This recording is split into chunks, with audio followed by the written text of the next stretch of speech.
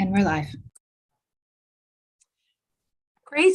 Thank you, everyone. Welcome to North Grenville's council meeting here on April 19th. Of course, we're hosting this meeting virtually, as we have so many in the past few months. While obviously we are transitioning to a different phase of the pandemic. The own realities of our municipal building make it challenging, if not impossible, to meet in person. And at the same time, we are aware of the fact that many have been affected by one of the COVID variants. So while people are not being necessarily hospitalized, they are certainly being affected. So out of an abundance of caution on that front too, we appreciate this opportunity to continue to meet virtually for the next little while. So we welcome everyone. I'll call the meeting to order. First off, colleagues, as you know, we do a land acknowledgement. This is part of the municipality's ongoing efforts in regards to truth and reconciliation. And we value the opportunity to read a land acknowledgement in our efforts to advance our reconciliation with all Indigenous peoples here in North Grenville and beyond. And I'll invite Councillor Strachian to read that acknowledgement. Thank you, Madam Mayor. The Municipality of North Grenville acknowledges that the municipality operates on the unceded and unsurrendered territory of the Anishinaabe. We honor the historic relationship of the Haudenosaunee and Huron-Wendat peoples to this land. We recognize all First Nations, Métis, and Inuit who call North Grenville their home. We respect and support the need for cultivating a strong relationship with all Indigenous peoples. And we look forward to continuing this conversation and fostering the path towards reconciliation. Thank you, Councillor Strachian. So colleagues, you have the agenda before you. This is the revised, updated agenda that you would have seen in your package or online. Can I get a mover and seconder for that agenda, please? Councillor Sparkling Wilson, thank you very much. Any questions, colleagues, in regards to tonight's agenda? I'm not seeing any, so I'll call the question then. All in favor, please raise your hands. Good, thank you. I'd also like to thank the clerk's office. I have a higher functioning laptop this evening and things appear to be running very smoothly. So thank you for those efforts today to make sure there were no glitches. Let's cross our fingers. I'll now, of course, call for any disclosures of interest. Of course, this is around perceived or real financial benefit or loss arising from any item on the agenda today. Any disclosures? Seeing none. We'll move on. Of course, it's very exciting for us to welcome delegations, as we often do. So tonight we have two different delegations. Our first is, I believe, Ms. Dawn Roger, you are in the room with a colleague. Yes. So why don't you introduce that person, and I welcome you to provide, obviously, an overview of National Volunteer Week. Thank you.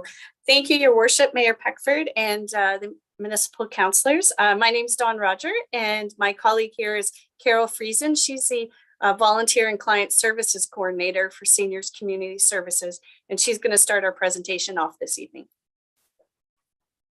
Okay, perfect. Good evening, everybody. So just wanted to go over a little bit about Seniors Community Services first. First of all, we're a nonprofit organization in this area, and we enhance the independent living of seniors and adults with physical disabilities within our community here. So if we could just move on to the next slide, that would be great.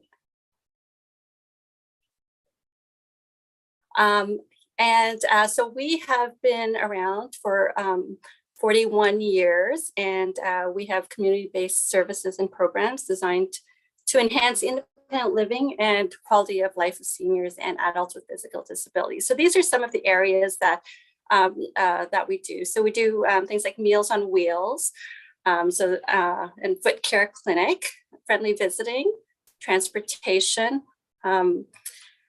Hold on one second here. And there's community referrals, diners club, social and recreational, income tax assistance, senior center without walls, which is like a party line on the telephone for seniors, exercise classes. So this is a quick overview of what we do. And we are really, really fortunate to have a lot of wonderful volunteers who help us through all of these activities and programs.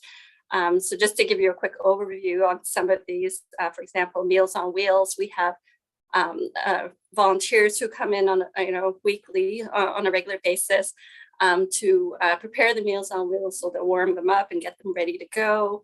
We've got other volunteers who deliver the meals, and we've got foot care clinic hostesses, actually volunteers who help with setting up appointments and admin, receiving the payments.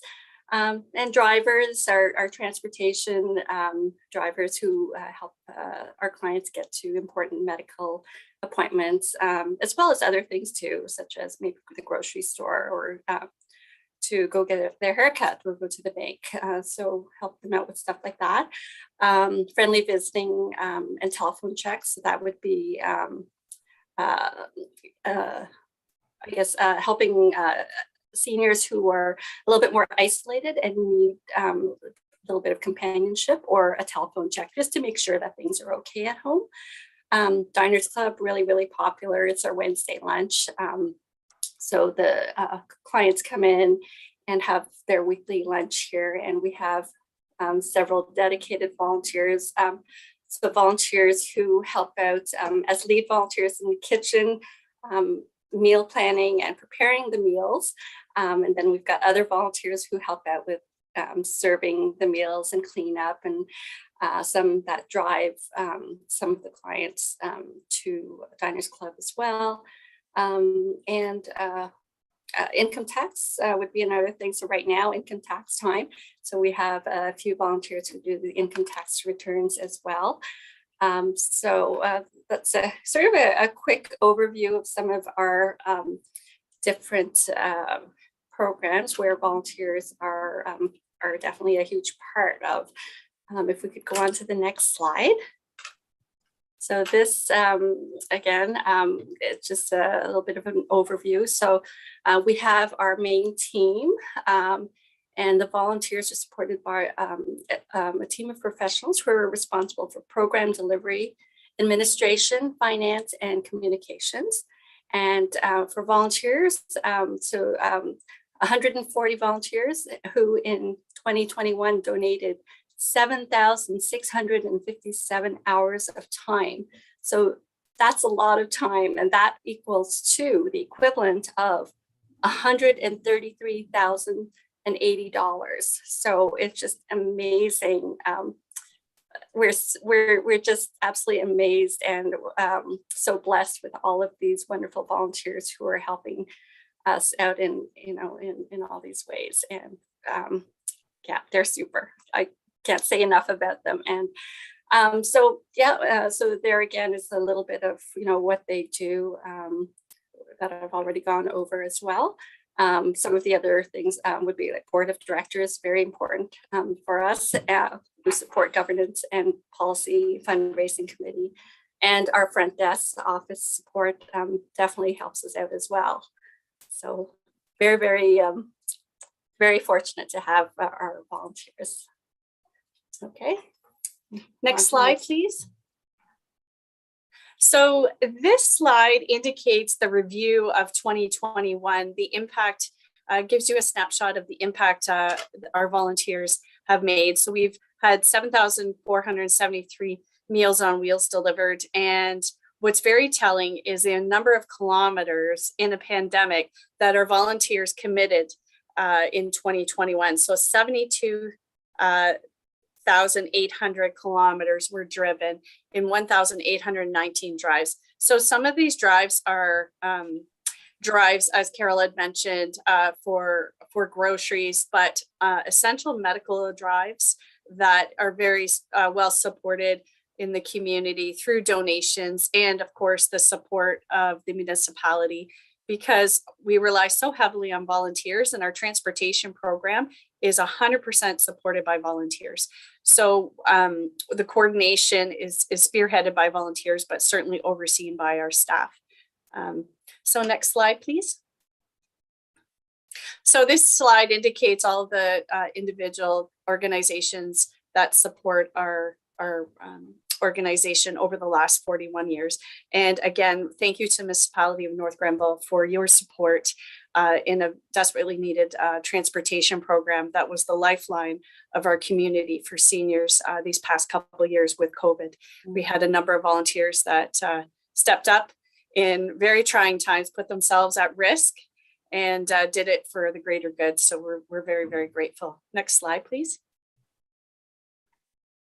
So this just gives you kind of a synopsis of some of the fundraising events and community engagement we've done over the past year. We did a really great little event, Soup and Go. We partnered with local community potters, delivered soup to purchasers' homes, and they had a handmade bowl. So it was very well received in the community. We also had yoga in the park, photos in the park. We did a wreath and planter fundraiser, and one of the events that we're super proud of was we took Meals on Wheels and we made it Meals on Heels, which I believe Mayor Peckford, you had participated with, and delivered meals on horseback, which was just a bright ray of sunshine for individuals who are receiving meals. So that was a way to increase visibility of the program. Next slide, please. So this is just some feedback from some of our clientele, Keith, Ellie, and Dan, and the impact that Seniors Community Services has made on themselves or their loved ones.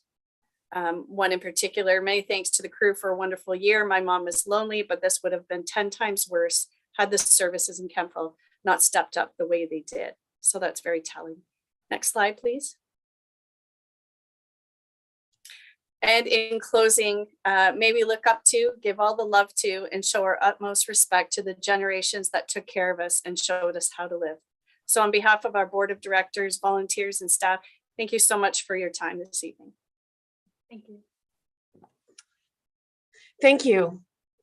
I often think of the assisted transportation program and what would our seniors do without it to get to crucial medical appointments. It's and in the absence of really any other really meaningful transit options right now, or no private taxi service, you can just see how vulnerable many seniors would be without, access to the volunteers who fuel that program, with obviously some assistance from community partners. And that's just but one example, of course. So it's really powerful. I was just doing the math on 7,500 hours thereabouts, divided by 140 volunteers, and it's an hour a week, right?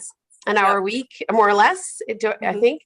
So it just goes to show a little goes such a long way when you come together and work collectively. Yes, and of course, I did have the opportunity to deliver Meals on Wheels. I think Councillor Deb Wilson did at some point too, and it's really neat to see the impacts. So thank you very much. I'll just ask Council if they have any questions in regards to the presentation. Seeing none, colleagues, the recommendation this evening is that Council proclaim April 24th to April 30th, 2022 as National Volunteer Week in the Municipality of North Grenville. And of course, this is not just for volunteers of the Seniors Community Services, but across the board. And we just have to look to the other demographic and see how wonderfully fueled the Kempville Youth Center is by a myriad of volunteers who keep that organization going. So there's just so much good work and generosity in this community when it comes to volunteers. I think it would be our pleasure to recognize them more formally through the efforts to highlight National Volunteer Week. So I'll look for a mover and a seconder, council colleagues. Councillor Sullivan, Councillor Barkley, thank you. Any further comment or questions on this one? I know in discussion about this item earlier today, Ms. Jill Sturdy will be sending out something more formally later this week. And I hope that we often have the benefit of seeing the fruits of volunteer labor through various delegations, but I know it would give us pleasure to make sure that we do our best to highlight the myriad of volunteers across so many different organizations and events. So we appreciate you coming. It means a lot. I'll call a question, colleagues, all in favor of National Volunteer Week? How could you not be? Thank you Thank so you. much. Thank you Thanks so for much. coming and thanks for the presentation. I hope that we can share it. Some of those stats are really compelling. Thank you. Okay, Thanks. take care. All the You best. too. All right. We appreciate that presentation and all of the information therein. We'll now welcome a familiar face, of course, Ms. Sandra McNamara, who's the Executive Director for Community Living, is here once again to talk about Community Living Month, as well as flying the Community Living flag. Welcome, Sandra. Good evening, Your Worship, Mayor Peckford and council members. It's my pleasure to be here tonight. Just seeing Ms. Rogers' presentation from Seniors Community Services. We work well together and can't thank you enough for supporting that organization, because we ourselves do rely on some volunteer work as well. So always great to see. So it is kind of, it's high time that I was here to provide a little bit of an overview and presentation on Community Living Month. In fact, Community Living Month in North Grenville has been celebrated for 20 years. And this is actually the first time in my career that there with Community Living North Grenville that I have attended a council meeting to give further information on what Community Living North Grenville is and does, and what Community Living Month is. So thank you, and it's a pleasure to be here, and thank you for your years of support. A little bit about Community Living North Grenville. We support people with intellectual and developmental disabilities. We recently celebrated 50 years. We're going on 55 years in the North Grenville community. And we also recently merged with a smaller organization effective April 1. And we have now grown to 97 employees, supporting over 110 people in North Grenville and Merrickville. So that's very significant. Community Living Month has been celebrated across the province for more than 20 years. Celebrated provincially through the lead of Community Living Ontario. Early on in the month of May, you may be familiar with a Shine a Light on Community Living program. It is where Community Living Month is celebrated, where lights are shone in blue and green across iconic structures across the province. I don't have a date yet, but it is usually early in May, where blue and green lights are lit up on Niagara Falls and the CN Tower. And of course, if anybody has been across our building for the month of May, it is lit up generally in blue and green. Oh. Community Living Month is not promoting or showcasing people with intellectual or developmental disabilities, but it is showcasing the true inclusion of people with intellectual and developmental disabilities to live, to work, and to play in their community. For 20 years locally, we're very excited this year to again bring back our kickoff pancake breakfast. It will be held at the Municipal Center on Tuesday, May 3rd. And with that is generally what happens is that the municipality will raise our flag for the month of May, immediately following that pancake breakfast. A couple of other things that are happening within the community is we are actually participating or partnering this year with the North Grenville Community Theatre to host a play on Friday, May 20th, I believe at the Burt's Rapids Theatre. So that's something new for us. We've not done that before, so we're excited to partake in that. We're also doing a partnership with Johnson's Independent for a window campaign. And we're doing a partnership with McDonald's restaurant for some tray liners. So a few new things this year, but really excited to be able to partake in the community and really raise awareness for inclusion of people with intellectual and developmental disabilities.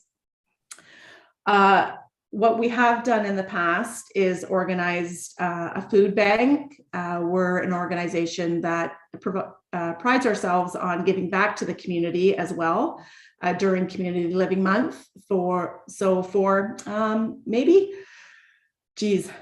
8 or 10 years, we have organized a food drive where we collect food by donations for the month of May at our office. And then give back and make the donations to the Salvation Army at the end of the month. Last year, we actually had a competition with the OPP and organized a pie in the face event with the OPP, and it was very well received. And we had challenged the Kemptville OPP department to raise 100 or 200 food items within the last 2 weeks of Community Living Month. So certainly lots of fun things that we do. Again, it's celebrated provincially through the lead of Community Living Ontario, and we look forward to being able to participate in Community Living Month more in person this year for sure. So we're excited about that. So I would ask again, and I know, as I said earlier, very thankful that the municipality has been very supportive for 20 years. We're excited to be celebrating our 20th year of Community Living Month. And I would hope that I would ask for your support in proclaiming May, again, Community Living Month. Excellent. Thank you. Sandra, can you just remind us, I think you were among North Grenville's largest employers, right? I know the municipality is also considered a large employer here in the community, but you would be in the top 3. Am I right about that? Well, I don't think we're in the top 3, but I would profess to say that we're probably in the top 10. Yeah. In terms of number of employers. I think the municipality, the hospitals, yes. They're big, but many people are not aware of the magnitude of our organization. With 97 employees funded primarily by the Ministry of Children, Community and Social Services. And we have now 12 residential homes that 8, 9, 10, 11 in the North Grenville community and 1 in Marrickville. But certainly lots of data on how much we give back to our community in terms of shopping and the needs and, the employees spending in the community for sure. Yeah, indeed.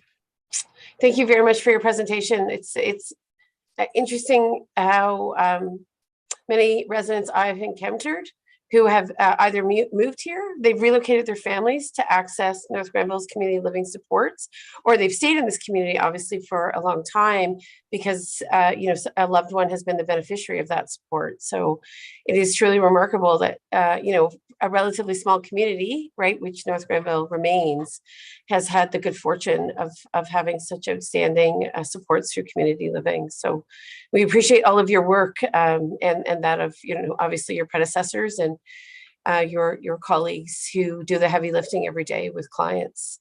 Council colleagues, any questions? Sandra, is it McNamara or McNamara? It's McNamara. McNamara. That's for right. now. McNamara. Okay. Any questions for Ms. McNamara? Sandra? Council colleagues? Not seeing any. All right, then the recommendation this evening, I'm just going to call it up, is, of course, that as in previous years, that council proclaim the month of May as Community Living Month and fly the Community Living flag at the Municipal Center on Tuesday, May 3rd, 2022. I think you've all taken note of some special events that are coming our way, and to the extent that you can, you'll be participating, as I think we all hope to do. So a mover and a seconder, please, for that. Councilor Strachian, Councilor Barkley, thank you. Any further comments, questions, reflections? Seeing none, I'll call. Well, Oh, sorry, thank you. jump in, Go, gave a please. little space.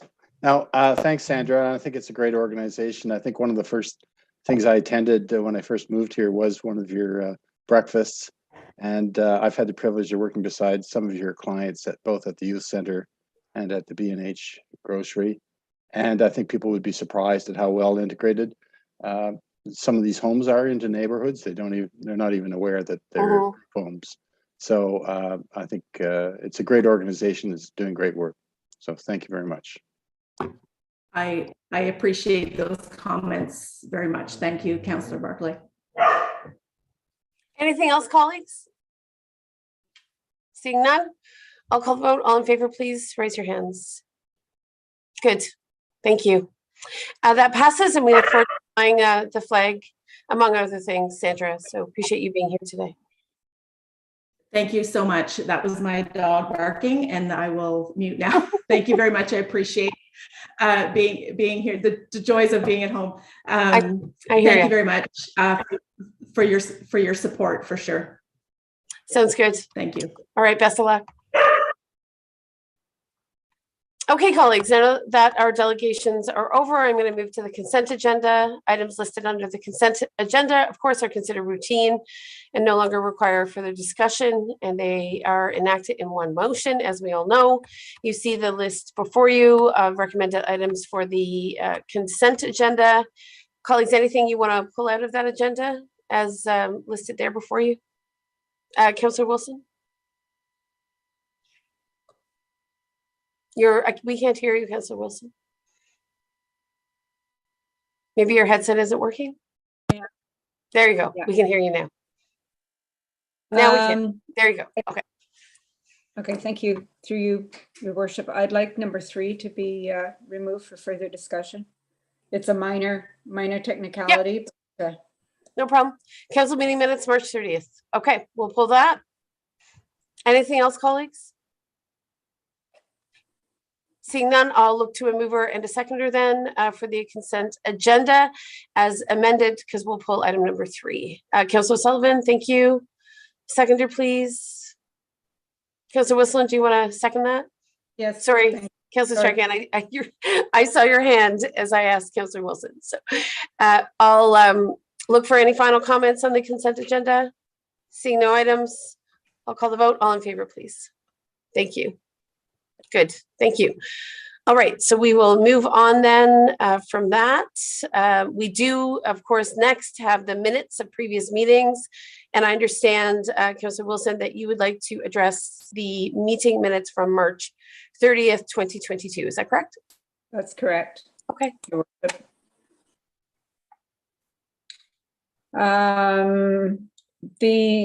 Under the members present, it says Deborah Wilson. The spelling is incorrect, and it should it not indicate that it's Councillor Deb Wilson? And throughout the whole council minutes, it's listed as Deborah Wilson moving everything. So it's just the spelling is incorrect. So apologies, we'll make sure that that's fixed. yeah, not a big deal. I just, if we're apples to apples. Nope, absolutely, it should be right. We'll make sure that that gets corrected. Thank you. Thank you. And just to be clear, I think Councillor Wilson is noting that she doesn't have a recollection of necessarily moving every motion in that meeting. Is that correct, Councillor Wilson? Is that what you're saying? No, my name is there. It's and I did move them. It's just my name is spelled incorrectly. That's all. Okay, so that's the key issue. Okay, that sounds good. That can be rectified. All right. Do we need a motion, Ms. Babcock-Cormier, for that? No, we're good. No, it's just a contract issue. with Okay. our tech. Yep, we'll address it. Oh, Gary, sorry, technically, Mr. Dyke. If your worship, technically, you didn't approve those minutes.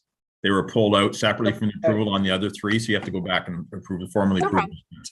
Okay. So then we'll move the adoption of those minutes as amended. Councillor Wilson, do you want to move that? And I'll I'll ask move it, Councillor yes. Strachian to second. Councillor Strachian, okay, good. Any further comment on those minutes? Seeing none, I'll call the question. All in favor, please. Good, minutes are adopted. Appreciate your close read, Ms. Wilson. All right, so next we are going to our transportation policies update. And I understand that Mr. Bro, you are here this evening, or is it Director Dunlop? I'm here. Thank you. Okay, welcome. Perfect. Good evening, all, and thank you for having me. I am here to provide council with an update regarding the transportation policies, which were approved by council in December 2021. Next slide, please. Following the approval of the 2021 transportation policies, the municipality included 2 of the recommendations found within the policies in the 2022 budget, specifically the implementation of general speed limit reduction in all rural hamlets and the implementation of the approved truck network, including supportive signage. The municipality included a placeholder of $50,000 in the 2022 budget based on previous project pricing, as well as available municipal resources. Next slide, please. The first item that I will be addressing is the rural speed limits. The Public Works Department recommends that council approve and enact a bylaw to update the Consolidated Regulatory Signs bylaw.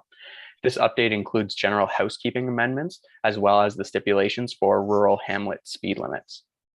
There are 8 locations highlighted as hamlets within the North Grenville official plan, as listed on your screen. The speed limit in all of these locations will be reduced per the recommendations of the previously approved speed limit policy. Once approved, the speed limit on all roadways under the jurisdiction of the municipality and within the rural hamlets will be 40 kilometers per hour, with the exception of Burrett's Rapids, which was recommended to be further reduced to 30 kilometers per hour under the Burrett's Rapids conceptual design. That was also approved in the at the December 2022 council meeting, the same one as the transportation policies. Next slide, please. The next item which is being addressed is the truck route network. During the development of the truck routes policy, a full truck network and draft bylaw was created. This policy, bylaw, and network were created to establish a clear and efficient mode of goods and truck movement throughout North Grenville. These documents expanded on the general understanding that goods and truck movement is to be geared towards higher tier roadways, I should say, such as county and provincial highways, as found in both the county and municipal official plans. To implement this network, the consultant recommended first establishing the network with positive supportive signage, establishing green and white directional signage indicating where trucks can and should go until such time as they are no longer able to follow the route. The municipality can then establish negative, restrictive, red and white signage should problem areas arise or persist. Next slide, please. I have included a map of the proposed truck network in my presentation as displayed on your screen, as well as the draft truck bylaw attached to my report for your review and information. Both these documents were included in the from a conceptual side of things in December 2021 through the truck route policy.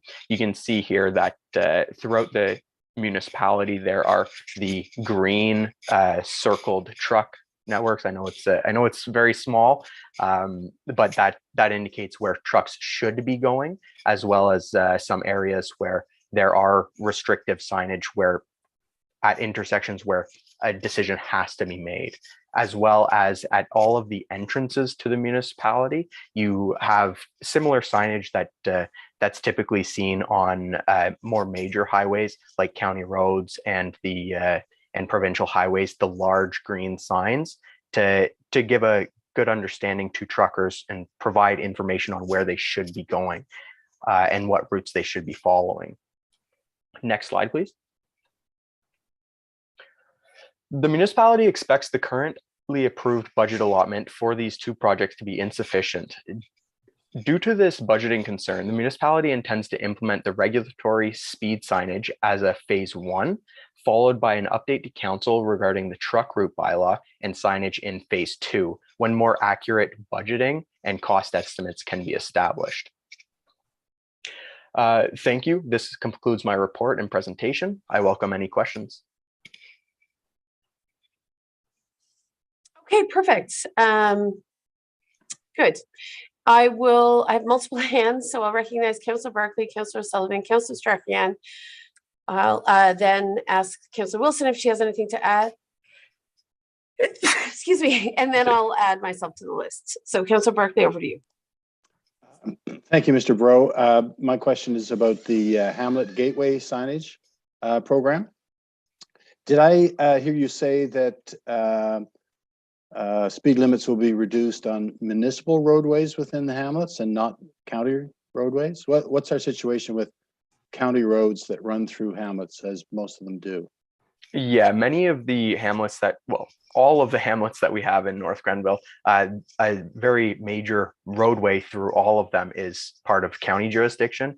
And at this time, we do not intend to reduce. We are in conversations and discussions with the county to see if there's any speed limit lowering that can be done through their assessment, understanding that county roads are under the jurisdiction of the United Counties of Leeds and Grenville.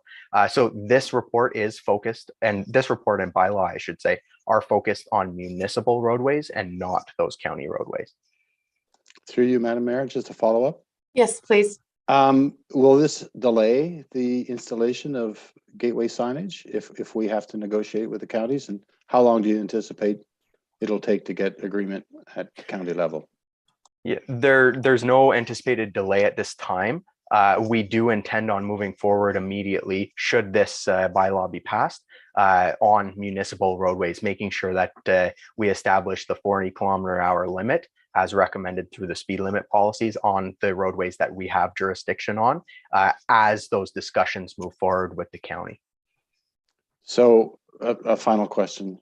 Yes, go ahead. So it's not really a gateway signage program then, it's just a reduction of municipal roads within the hamlets. I thought we were reducing the number of signs required by, in the case of Oxford Mills, placing a gateway. You're entering a 40-mile zone at the entrances. I think there's 4 or 5 entrances to the actual hamlet. So yeah, it would only be a reduction on Bedell, for example, rather than County Road 18. It would. I'm hearing. Yeah. There would be reductions on all of the roadways throughout all municipal roadways throughout, let's say, Oxford Mills, for example. We have established the signage plan to utilize either gateway signage or standard signage, depending on which method would be a reduced amount of signage. So we've kind of optimized using both signage methods to make sure that we use the least number of signage. We don't want to clutter the roadways, and we want to make sure that it's enforceable as well. Okay, Councillor Barkley, I'll yep. Do you have a follow-up? You can go to other questions, but yep. It's a shame that we can't use the gateway signage approach because there's a lot to be credited or a lot to be desired by just having people enter a zone, whether they're on a county road or a municipal road. So that's a shame. But I imagine once we do get county approval, we can reduce the number of signs required to indicate that hamlet areas are 40-kilometer zones. So I will note that for Oxford Mills, we actually do use gateway signage. As soon as you get off of the county roads, we utilize gateway signage to have a gateway area on the eastern side of the hamlet. But I understand your comment with respect to it would be convenient to have gateway at all of the entrances. Now we have a gateway at all of the exits from county roadways. Yeah. Thank you. Okay, I have a question, but I'll reserve mine for the end on this very topic, but I'll go to Councillor O'Sullivan for now. Go ahead. Okay, thank you, Madam Mayor, and through you to Mr. Bro. I have a number of questions. One is, so obviously this plan is going to overrun the budget, and I guess at this point we don't know how much. I get that would depend on how many additional signs would be required.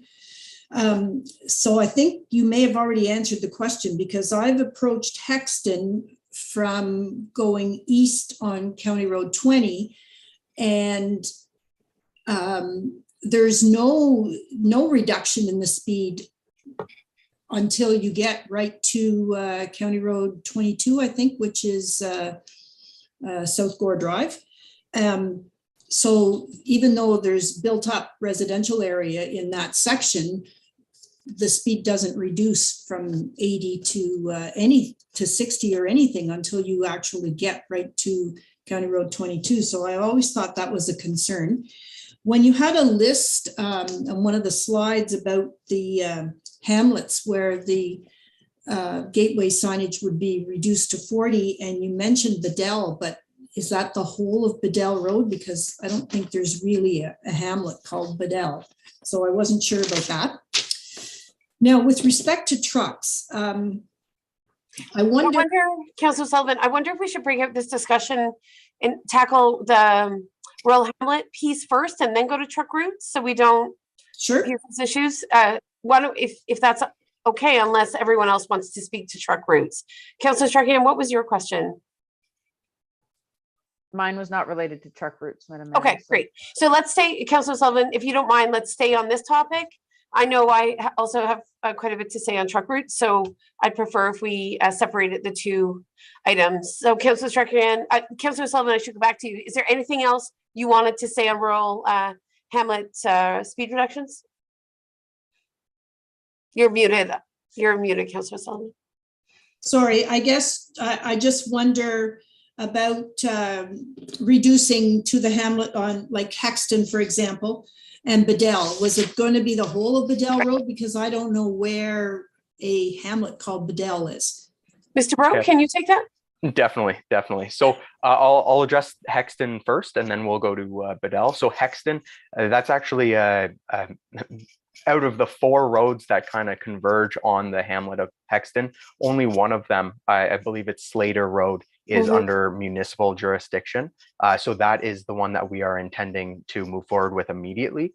The county is in the process of assessing the other roadways coming into Hexton specifically, as well as through discussion with the municipality, all of the other, I can't speak to where their assessments have gotten to. However, I do know we're in discussions with them. With respect to Bedell, Bedell is defined under our official plan, and it's not the entire extent of Bedell Road. It's actually in close proximity, for sake of argument, between County Road 44 and let's say the rail trail. In close proximity to there is where the hamlet boundaries are. That's like a few hundred meters, really. It's not very big. Yes. For that one specifically, we also have a transition zone that we've pushed further to the west that will reduce the speed in close proximity to the 2 90-degree turns that happen one right after another, where the roadway crosses the tracks. Oh, right. Okay. I know what you mean. Yep. Councillor Sullivan, you're good? Yeah. Thank you. Okay. Councillor Strahan, go ahead. Thank you, through you, Madam Mayor. Ryan, you may have already answered this question. I just wanted to double check. So the cost overrun that you're seeing is directly related to the additional signs. Is that the only thing that's driving that additional cost requirement? Yeah. So the budget allotment that we have included was a placeholder based on previous years' signage costs.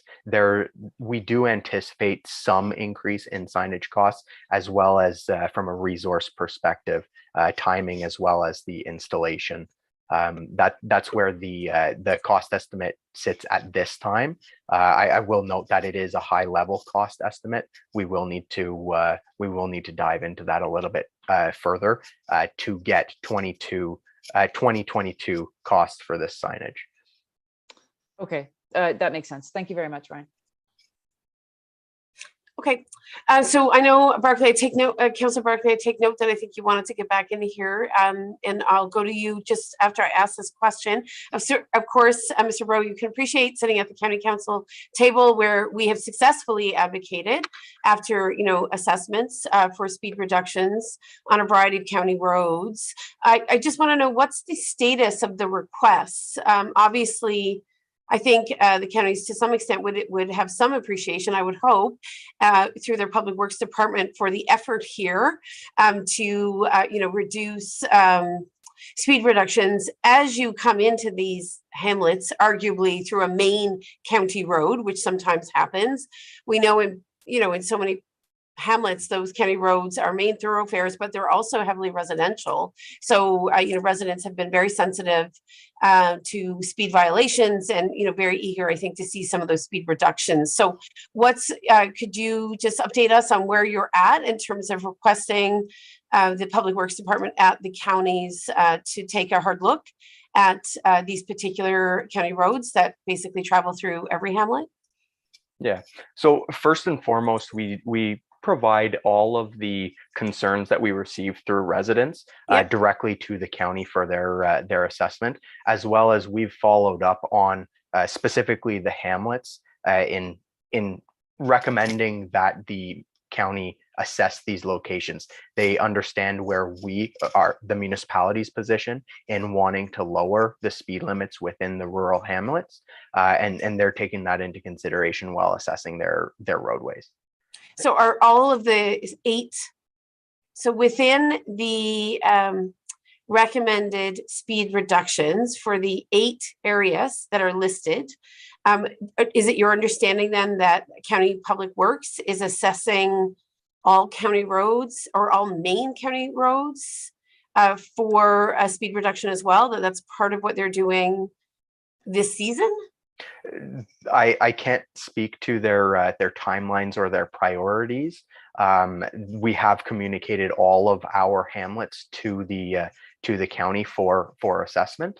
However, I can't speak to their priorities and when they'll be able to assess these. I do know that they are actively working with them. However, I don't have an understanding of when they will be able to provide a response or any in the field action. And then just quickly, where there are multiple county roads, have you at all flagged what you think a priority speed reduction would be? For example, I think of Bishop's Mills, right? So you have homes right up, right up to the sort of road of County Road 18. I think it's County Road 18 runs through Bishop's Mills. Do you have you flagged, or has our Public Works Department flagged kind of priority county roads where you think they should be looking first in terms of a speed reduction? Yeah, so we haven't specifically said this hamlet versus another should be assessed given priority, let's say.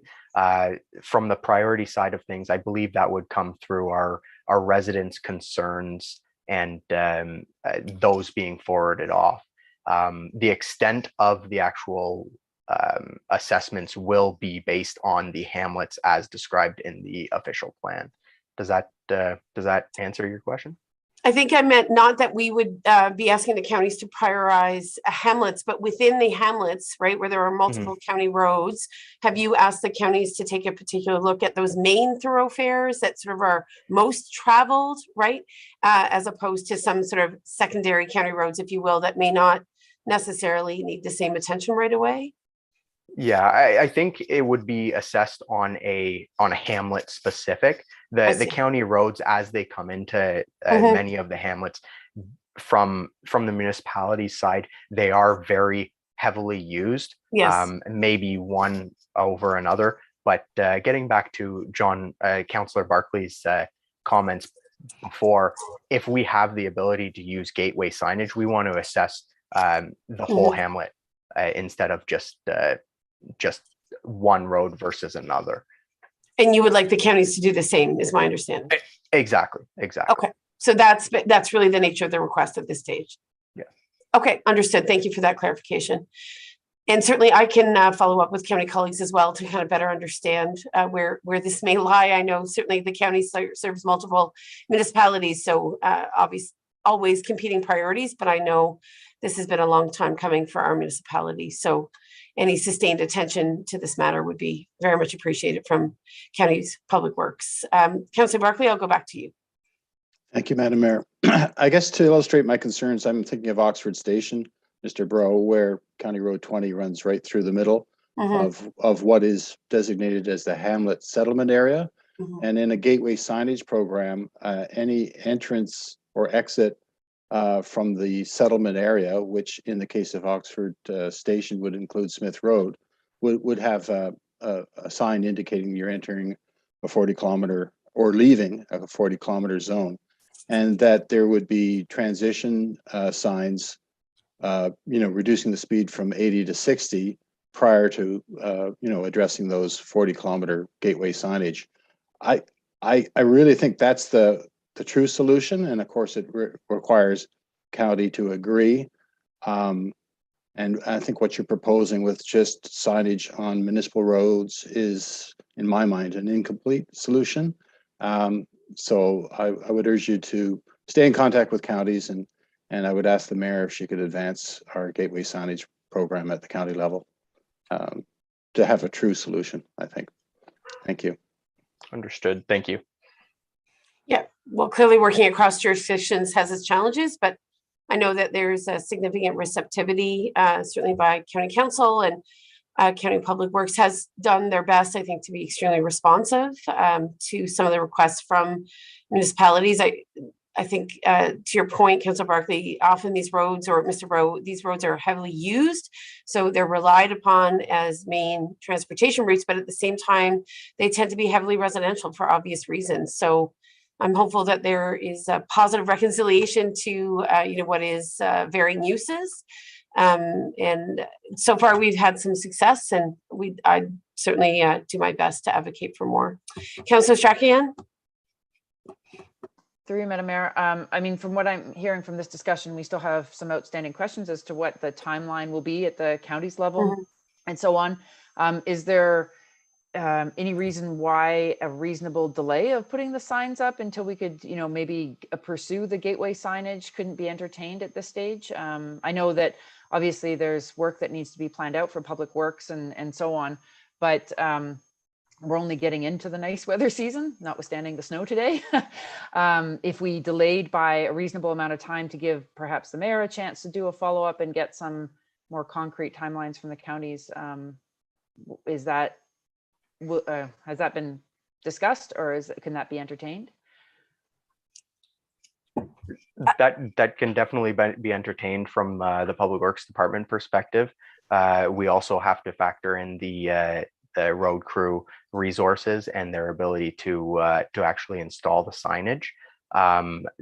This item was brought forward understanding that the rural speed limits were a priority. However, we would be doing our regular assessments in all of these hamlets on an ongoing basis, regardless of if the speed limit is reduced or not. So if there is a desire to delay this strategically to further those conversations with the county, that can be implemented from the Public Works Department perspective.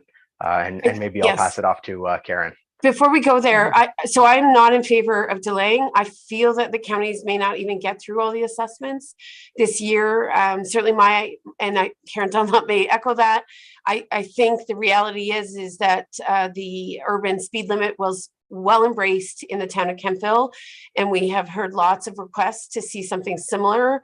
Well, obviously it can't emulate the same gateway signage approach. My concern is if we delay, we could be delaying for a year, if not more. And perhaps at this stage, we accept that the county council, that counties isn't necessarily part of the solution yet, but it will give, I think, comfort to many of our residents living within those rural hamlets that we are lowering speed. So anyway, that's my perspective. I'll go to, can I go to Director Dunlop and then back to you? I just wanted to finish up what I was going to say, is that I wasn't suggesting that we wait until counties gets all of their work done, because I would imagine that that's not going to be timely, but perhaps if there's a follow-up question that would give you some sense of where things are at, if we don't already have that information, that maybe a delay of a month or maybe even 2 months, if that was possible for Public Works, then, you know, that would allow us a chance to get some of those answers before moving forward and then having to change course. But that was my intent, not to wait until next year. Okay, thank you for clarifying. Karen, Director Dunlop, welcome.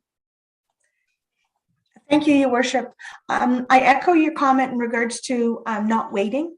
The idea is, if we are implementing a gateway or as close to a gateway program as we can, those signs can be reutilized should the county come to our way of thinking in regards to some of those county roads. And as Ryan has indicated, there's little community pockets within the hamlet that we can endorse and embrace the gateway program, rather than putting a speed limit up at every intersection and so many feet down the road.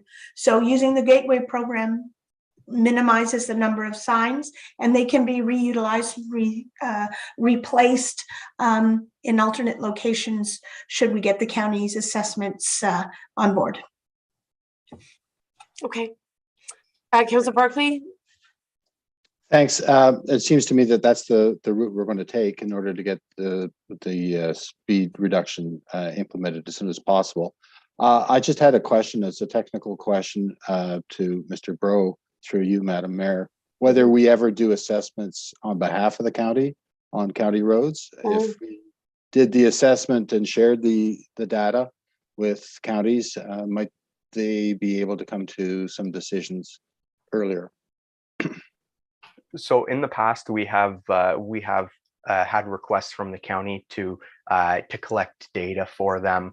If we're in the area doing data collection, they have requested it of us, and we also have installed our data collection equipment without the request, but with their approval on their roads. I can recall one instance in Pelton's Corners, actually, that was completed. So we do have a good working relationship with the Public Works Department from the county. The assessment side of things, we have in the past relied on their Public Works Department to actually complete the assessment under their standards, instead of using our standards. Yeah, I'm just thinking of Oxford Station, where we've had some concerns about the speed limit on County Road 20 going through that hamlet, and I don't know if it would apply to all the other hamlets situations, but certainly with Oxford Station, if we were to do an assessment on behalf of the counties, we might be able to get them to approve earlier. But that's just a thought. I'll leave it up to you, to staff, to figure out how they want to manage that. So thanks very much. Okay, so obviously some work to do with the counties on this matter, and I look forward to the follow-up on that. But as it stands right now, colleagues, we do have the recommendation for proceeding with a particular approach around rural hamlets. But of course, I don't want to go further, because we also have the truck routes policy to also tackle before we move to the recommendation that staff is presenting this evening. So Councillor O'Sullivan, I think you wanted to speak to that truck routes piece. So I'll go to you first, and then colleagues, if there are others, please raise your hands.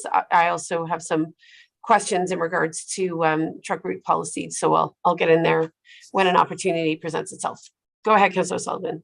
Okay, thank you very much, through you, Madam Mayor, to Mr. Bro, as well as to my council colleagues.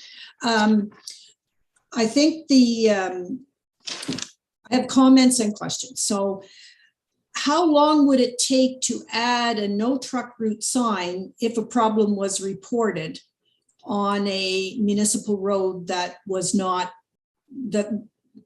the persistent problem with trucks using the road? So that's one question.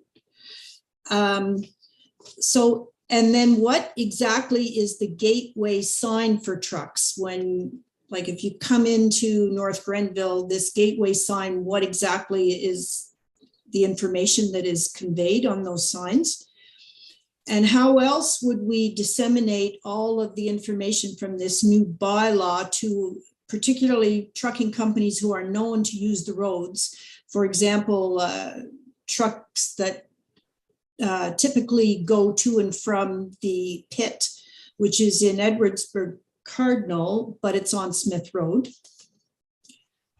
And so there, in July of 2017, I presented a petition to the previous council regarding persistent use of tractor trailers, trucks, huge trucks, even tandem trucks on Wellington Road. At that time, it was in really poor condition and it wasn't even designated as appropriate for heavy truck use. And I got absolutely nowhere. So until this council came along, and the speed is now 40 kilometers, which is a very welcome change. And also I have noticed that there's significantly less truck traffic on Wellington Road, which is also a very welcome change. And it could be that there is, there's the new design of the road, even though it's paved, but there's a new design with the intersection at Bridge Street that probably makes it a little more difficult for large tractor trailers to actually turn the corner at Bridge Street. So significantly less truck traffic. And I think that is very, very welcome by the residents around here. There's been a few trucks, but not a lot. And so I'm wondering, and of course, Wellington Road is relatively safe now because it now has a sidewalk. It also has the rail trail. So it addresses bikes and pedestrian traffic on that road, whereas Smith Road does not have that advantage of having safe places for people to bike or walk. And if there's persistent uses of trucks on Smith Road to getting to and from the pit, which actually isn't in North Grenville, then that would be a problem. So I'm wondering if that was just positively signed as like no signs at all, because it would be a county or a municipal road. If trucks persist on using it, then how long would it take to make a change if we had to make a change? Because it's not acceptable for trucks to be using the municipal roads as per this new bylaw. And it needs, for safety's sake, to be a no truck route. And 416 is an obvious alternate route for them, the same as County Road 19 was an obvious alternate route for trucks on Wellington Road. So those are my questions and concerns, that if we do have to use no truck route signs, then if it has to go on Smith Road, would we wait until we see if the problem doesn't go away, or do we move forward? Because Director Dunlop had informed me that if trucks persisted on and continued to use Wellington Road, then it would be addressed and they could put a no truck route sign. So I have noticed a significant reduction. Like I think I've only seen 2 trucks. So it is definitely improved. And the other question is, for data collection, does the equipment we have detect the number of trucks that would be using the road if we did a data collection on trucks using the road that they should not be using? So this sounds like a lot of questions and a lot of comments, but I hope that you got it all. Mr. Bro, maybe before you go there, I think that conversation, or what the report highlighted, is obviously every municipal road would be declared a no truck route. That being said, for a number of years, we've had persistent complaints for a number of what I'm calling hotspots, some of which, in fact, precipitated or were the catalyst for an entire review of our road safety policies. So we know that truck routes have been an irritant for certain residents on certain roads, and I would count Smith Road, and River Road among them. And River Road being the section basically from the roundabout at McEwen's up to the County Road, the 416 exit. So to that end, council colleagues, you might remember that actually the consultant for our road safety policies agreed that the section of River Road under the jurisdiction of the counties from the McEwen's roundabout up to the exit for Highway 416 should also be declared a no truck route, but of course it is under county's jurisdiction. So I think Councillor O'Sullivan's questions apply to how do we move forward with restrictive signage where we believe it is merited. And Councillor O'Sullivan, since you've opened the door here, certainly I have been hearing from residents on River Road and Smith Road for over 3 years on their concerns about speed and trucks on sections of River Road that are more residentially intense, as well as Smith Road. The last communication on Smith Road was a week ago. So I have not, unlike Wellington, I don't think we're seeing any change of behavior yet. And there has been a request, a desire to see the use of restrictive signage on a certain number, a limited number of roads where because residential use is so high and we have young families and we have seniors and dog walkers and kids, really playing very close to the road, there is a concern about putting up restrictive signage to further serve as a cue to those truck drivers that may be accustomed to using Smith or River Road, that this is no longer acceptable. So with that context, Mr. Bro, maybe you can speak to some of Councillor O'Sullivan's questions. Definitely. Thank you, Madam Mayor. I think I have all of the questions and comments. So Councillor O'Sullivan, please jump in if I've missed anything. But I'll start off at the top. I believe the first question was regarding timelines. And let's say that there is some type of persistent area that we would like to install restrictive signage.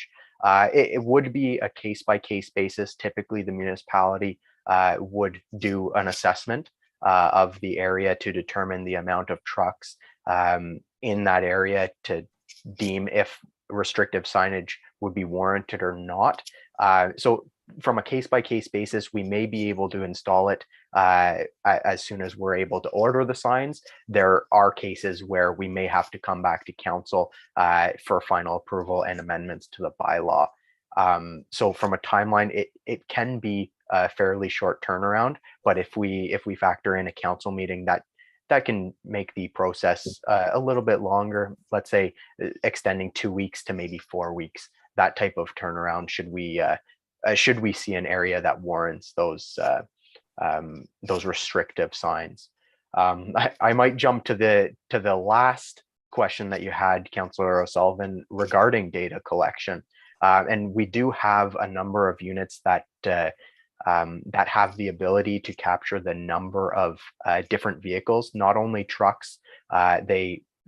Some of our data collection equipment classifies vehicles in I think there are 12 different categories that obviously there's a level of accuracy there, but as the absolute fallback, we do have a traffic camera that we have implemented in a number of areas. We actually implemented it on Smith Road as well, because we were having some data collection issues with some of our other equipment. So we have done some data collection on many roads from the truck perspective.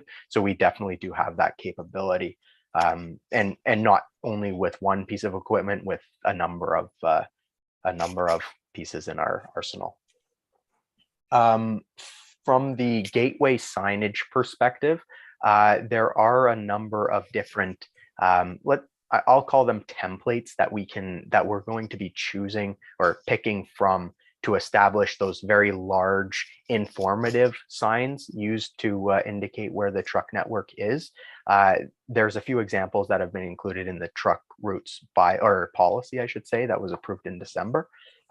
So we'll be utilizing that, but they will be the large signage. The signs will be more informative, saying telling the truck users to follow these signs. These signs are where you're not allowed, that type of thing.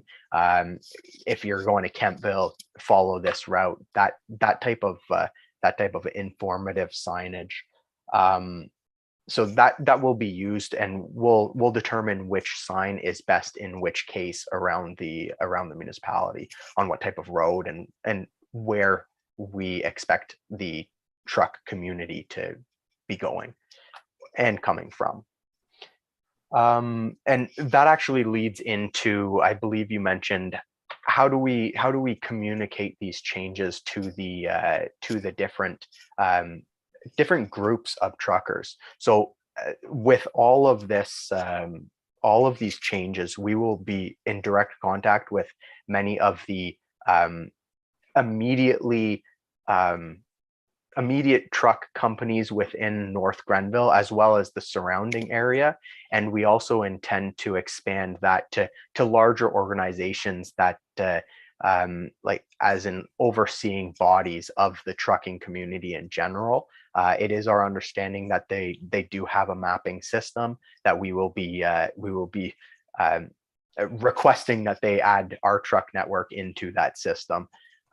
So trying to assess it from a local perspective, as well as going to a higher level perspective to try and catch that aspect of the trucking community that is not regular in North Grenville.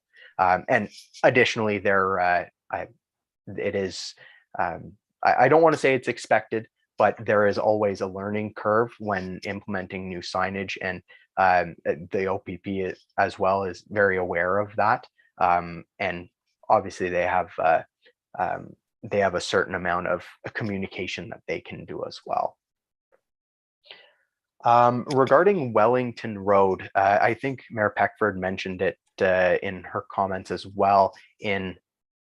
With this positive signage and the supporting bylaw, it actually indicates that all municipal roads, unless it is a truck route, is a no truck route. So there are enforcement opportunities on those roadways. Obviously, it makes it much clearer if there are restrictive signage immediately on the roadway. I believe prior to the upgrade of Wellington Road, the Public Works Department left half load restrictions on Wellington Road as a deterrent based on the conditions of the road. So that may not have had the restrictive impact that we may have in the future. And obviously, like you mentioned, the new design may also deter the trucks unless they have a destination on that road. They are intended, or they should be following the truck network. I believe that was all of your questions. Please jump in if I've missed anything. Okay, so Mr. Rowe, thank you. That's a very fulsome answer to many facets of how we're tackling truck route policies in particular. Certainly, and not to restate it, but from my perspective, given what I've heard, I would be very supportive of seeing a restrictive signage on Smith in particular now, and not necessarily waiting for further requests that come from a variety of different residents on that road, given its proximity to a quarry, and that the reality is old habits die hard. I think some restrictive signage may help to reinforce the change in direction from the municipality, or the new awareness people should be carrying when it comes to using obviously established truck routes. On Rideau River Road, I understand that it isn't our jurisdiction, but some conversation will need to be had with the counties about the reality that it is not recommended. That section of, I said River Road, but I meant Rideau River Road, from basically the McEwen roundabout in Kempville to the exit onto the 416, the on and off ramp. So to that end, given what the consultant reflected back to us in that discussion back in December, we would naturally need to pursue some discussion with them to see if they would concur with the assessment that was offered. Again, that section of road is intensifying residentially. We can see that, and we've had many different expressions of concern just because it is increasingly dense, which is also the case on Smith Road when it comes to the number of residents, and also the fact that people are using the roads not just to drive, but to actually, try to walk into town or to enjoy their rural environment. Councilor Barkley? Yeah, Mr. Rowe, sorry, go ahead. Sorry, just with respect to River Road, or Rideau River Road, I should say, the conversations with the Public Works Department at the county have been started. They do understand our position, and it is my understanding that they are assessing that location from the truck routes perspective, similarly as the rural hamlet speed limits. Great. Okay, that's good to hear. So that's a live file. Yes. Okay. Okay. And I'll go to Councillor Barkley and then Councillor O'Sullivan. Thank you, Madam Mayor. Through you to Mr. Bro and possibly our clerk, Ms. Babcock Cormier. What we have in front of us today is a resolution or a motion to make amendments to the signage bylaw, and that would enable us to post, amongst other things, positive signage about where the truck routes are. Does it also enable us, and I must beg your indulgence, I haven't read the details of the bylaw. Does it also permit us to post restrictive signage? Is that included in the bylaw? Because Ms. Babcock Cormier, can you answer? Yeah. I would have to double check, and Yeah. and I would defer actually to Mr. Bro with respect to Okay. the installation of the signage. Yeah. So, Mr. Bro, what's before us tonight? Does that enable us to put up restrictive signage, or is it just limited to positive, this is the truck route sign? Mr. Bro? So the draft bylaw that was included in the report has not been included in the report from a recommendation moving forward this evening. However, if the intention of council would be to post those restrictive signage in the immediate future, we would basically bring that bylaw back for final adoption at the next council meeting, understanding those locations that you would like to move forward with. Yeah, I think there is a certain amount of urgency in maybe coming back to us with a draft of the bylaw to include restrictions on Smith Road, certainly, and County Road 19 or Rideau River Road is another story because we have to deal with the counties, but I would name that one as well. So I'd like to, if you're looking for a direction about what to do when you come back with a bylaw, I think there's probably an appetite here to have you take a look at that. Thank you, Councillor Barkley. I'll go to Councillor Sullivan, please. Thank you. As I've said before, and related to all kinds of signage, I think it's really important that we have consistent application of signs and bylaws, but sometimes there are situations such as this where we need to maybe move forward in having some discrepancies, as long as it doesn't open the door for a whole lot of requests for additional signage that is not warranted. One concern I would have is to make sure that once county comes on board with the County Road 19 restriction of no trucks from 43 north to 416, it would change then, because County Road 19 south of 43 to Van Buren would be a south would be a truck route and north would be a no truck route to 416. So that would have to be definitely signed one way or, appropriately. And certainly, Councillor Sullivan, my understanding is the difference between those two sections of road is one is heavily residential and one is almost exclusively commercial, right? So I think when a particular resident raised this in our December meeting, obviously it was that you've got Highway 416 literally running parallel to Rideau River Road on that section, when in fact they could just be staying on and getting off at the 43 exit, and then to your point, turning left for the most part, right, onto County Road 19. So I think that distinction is fair and it Yeah. makes sense. Right, it makes perfect sense, but the same thing happened going south, that once you were on County Road 19, it seemed to make perfect sense that you would continue on County Road 19 until you got to Van Buren. But for some, who knows why reason, trucks chose to go down the roughest road in the municipality on Wellington Road and ended up in the same place. So like, Old habits die hard. common sense didn't prevail there, but anyway, it's definitely better, and that's a great thing. So it's I safer. think, right. I think it's the logical distinction between those sections of road that allows for a differentiated approach. I'm going to go to Councillor Strakian. Thank you, Madam Mayor. I don't really have a question. I just have two small comments regarding Rideau River Road.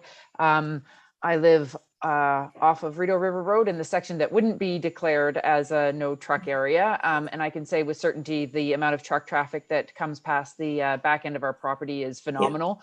And I'm not in a 60 zone, I'm in the 80 zone, which is usually a 90 or 100 zone sometimes. So it's the amount of traffic is quite significant. And, you know, we're not right on the road, but there are times where we can feel things shake in our house. So with that, the 60 zone that is down the road that was between sort of just to the east, I guess, of the 416 exit, sort of those former sort of cottage style homes.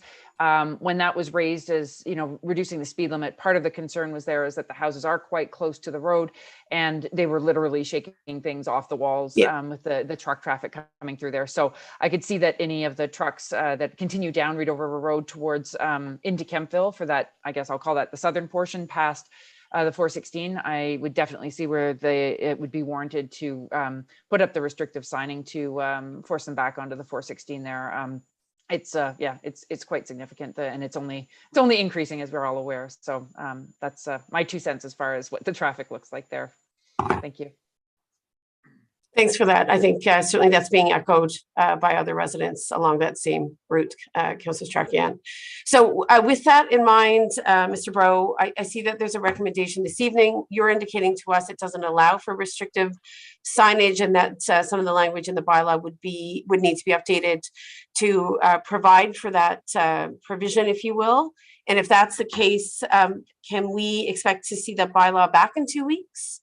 I know there's an urgency, obviously, to make sure that the bylaw takes effect sooner rather than later, but I think you also hear that there is an appetite for some restrictive signage. I believe that the bylaw as drafted does provide for that restrictive signage already.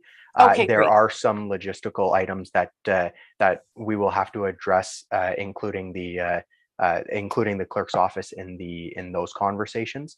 I believe I don't want to speak to the agenda to 2 weeks from now, but assuming that there is room for us, it would be the intention to come back at that time.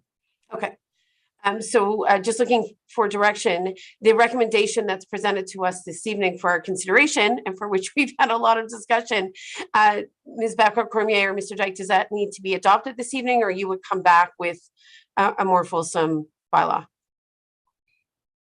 If I may, Your Worship, there's Yes. actually there's two bylaws that are being considered in this singular report.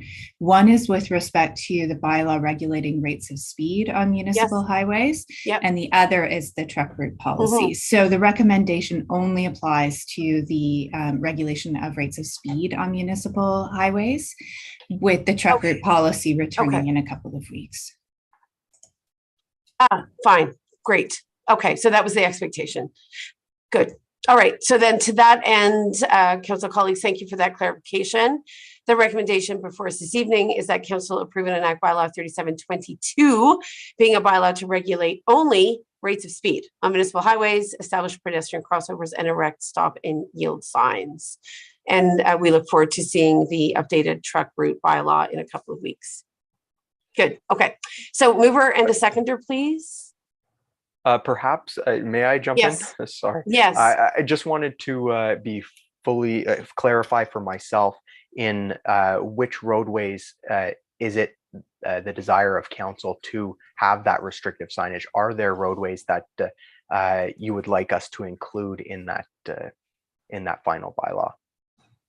What I'm I hearing believe- from council colleagues is obviously we want to advance the dialogue for that section of Rideau River Road under discussion this evening. And that would certainly be a priority in terms of how we move forward with the possibility of restrictive signage. Of course, we have to get them on board to accept that that section of county road should not be part of a truck route, as per the recommendation from the consultant and the discussion we've had with you. And the other road in question right now, from my perspective, is Smith Road. Perfect. Thank you for the clarification. Okay. Councillor Sullivan? Thank you. I just, Pine Hill Road still has a restrictive signage on it. Would that remain then, or would that come down if it's, if we're trying to mostly have positive signage, except for when we deemed it necessary to go to restrictive signage? It is not our intent to change the existing conditions. Okay. Where restrictive signage is currently installed, it will remain. Okay, great. Thank you. Okay. Thanks for that question of clarification, Councillor Sullivan. So with that in mind, the recommendation has been read. Would anyone like to move the motion in regards to speed reductions? I have Councillor Barkley. Councillor Wilson, thank you. All right, any further comments? Seeing none, I'll call the question on this particular motion. Good, okay. I think as Councillor Sullivan noted, it's been a long time coming and the conversations continue to evolve as Public Works does an extremely good job of trying to advance a new order for the municipality of North Grenville. So we thank you, Mr. Rowe, and obviously Director Dunlop for your hard work and persistence over a couple of years now on bringing these new policies to life. So appreciate all of the effort. Thank you. All right, thanks. Council colleagues, I assume that we'll keep going. We might need to take a short break after the next item. Is that good with you, colleagues? Scanning the room, good. Okay, so we'll move on to Blue Communities, the Blue Communities project, and I believe who's on deck for this particular report this evening? It's myself, Brian Shipman. Mr. Shipman, there you are. I didn't see you. Welcome. Thank you very much, Madam Mayor. Welcome. So I'm here tonight to present the Blue Communities project. It was brought in front of the Environmental Advisory Action Committee in 2020 by Jean Lambert, who I believe is in the audience tonight. If you could go to the next slide, please. On March 29th, after many discussions within the committee, the Environmental Committee passed a resolution, their first resolution, to adopt a Blue Community status. There were some concerns from staff, which will be addressed later on in the presentation. The Blue Communities project encourages municipalities, organizations, and Indigenous communities to support the idea of a water commons framework by passing resolutions that recognize water and sanitation as human rights, ban or phase out the sale of bottled water in municipal facilities and at municipal events, promote publicly financed, owned, and operated water and wastewater services. There are 40 Blue Communities in Canada, the first being Burnaby, BC, which was designated in 2011, and some designated communities around us or in Ontario include Kingston and Ajax, just to name a few. The Union of British Columbia Indian Chiefs gave the Blue Communities their endorsement on March of 2020, and the Shalaith in the Statli-Yum territory in southwestern British Columbia became a Blue Community in January of 2015. And I apologize if I mispronounced any of those names. Next slide, please. Water is a human right, recognizes that access to clean, safe water is central for human activity and must be governed by principles allowing for reasonable use, equal distribution, and reasonable treatment for its preservation of natural and future, of present and future generations. This principle would also protect individually owned wells and wastewater systems or septic systems of rural property owners.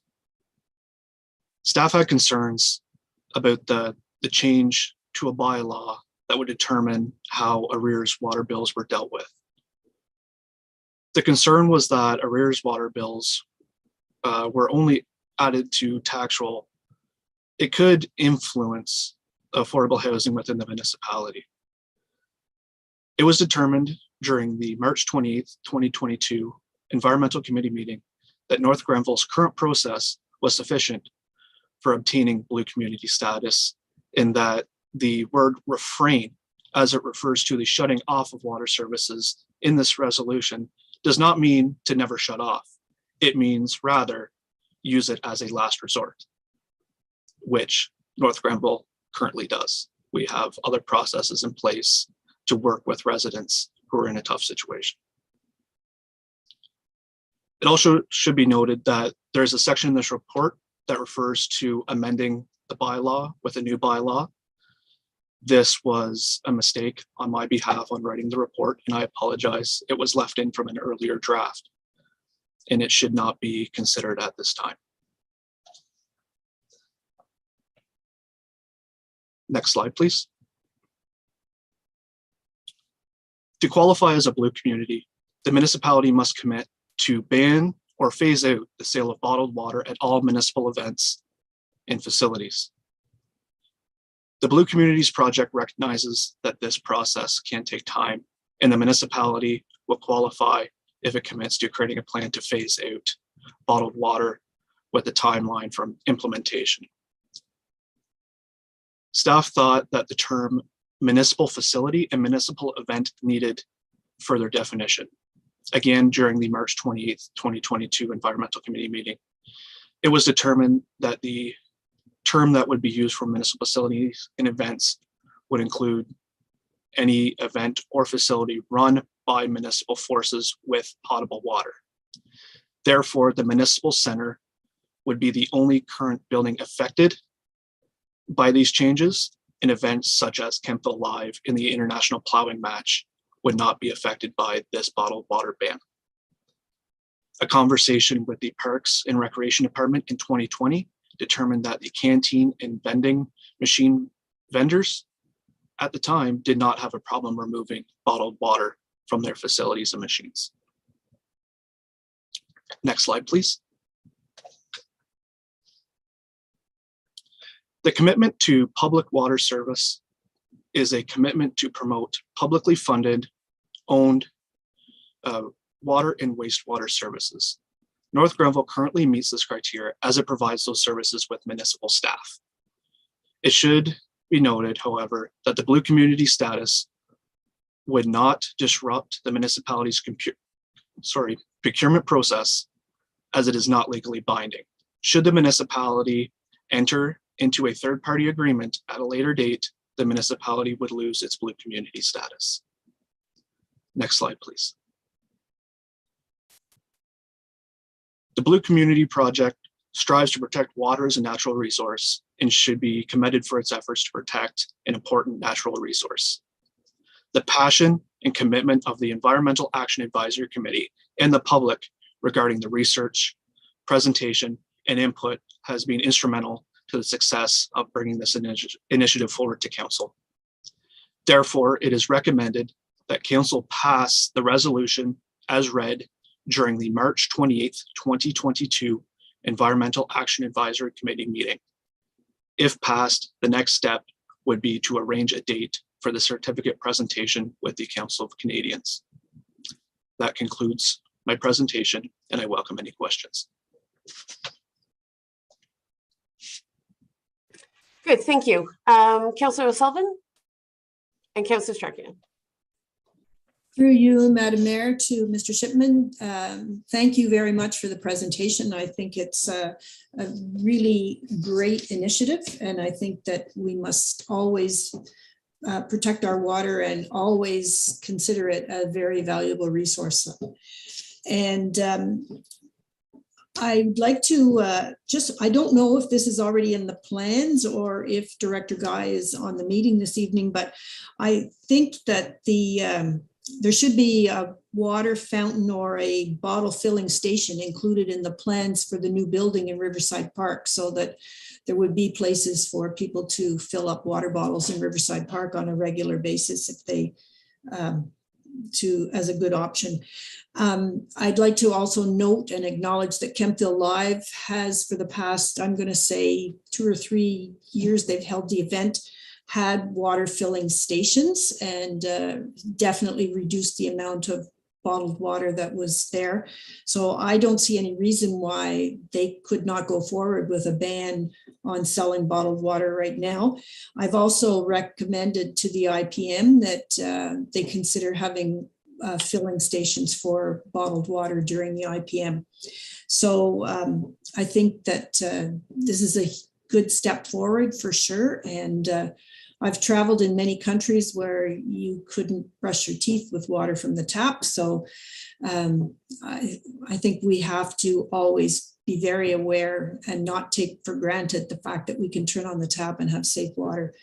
And Canada is not immune to having bad water, as we know in certain places in the north and certain not so fortunate communities that they don't have that advantage of clean water coming out of their taps. So it's something we need to appreciate even more. So I think it's a great initiative. Okay, perfect. Thank you. Councillor Strachian and then Councillor Barkley. I'll put myself on the list. Go ahead. Obviously, as a member of the Environmental Action Advisory Committee, I'm very supportive of this initiative. I would like to recognize that staff has been extremely diligent and patient with this. I think it came in front of us more than a year ago. I think we actually had it on the books fairly early on in this committee starting. So there was a lot of very lively discussion about the pros and cons of going down this path, especially when it comes to the publicly funded piece and so on. There was a lot of education that happened in a lot of these sessions, and I think it was all worthwhile conversation. One of the key points to the Blue Communities Initiative is really that it gets everybody talking about water and the importance of water and how important it is to everyone. It's one of the things that we all need and we all need access to. And so I think that this the conversations about surrounding water and its access to water in our community has been very important. The members of the Environmental Action Committee as well, they have spent a lot of time digging into this and providing the necessary support and ammunition to move forward with this. So thank you both to staff and the committee itself. With respect to bottled water, I think that where there's a will, there's a way, as Councillor O'Sullivan has mentioned. Kempville Live Music Festival is not a small festival by any stretch. I volunteered there where people come in with their water bottles filled, and it's just a question of saying, right, you're not allowed to bring the liquids in, and by the way, you can refill it over there at the station. And the water filling station, bottle filling station, has been used at other public events in our community with success. And without any much to do about it, people just go, oh, that's different. I'll go over there and fill up my water bottle. It's not a big deal. And so at every opportunity, I think we should be considering, how we're making water accessible and so on.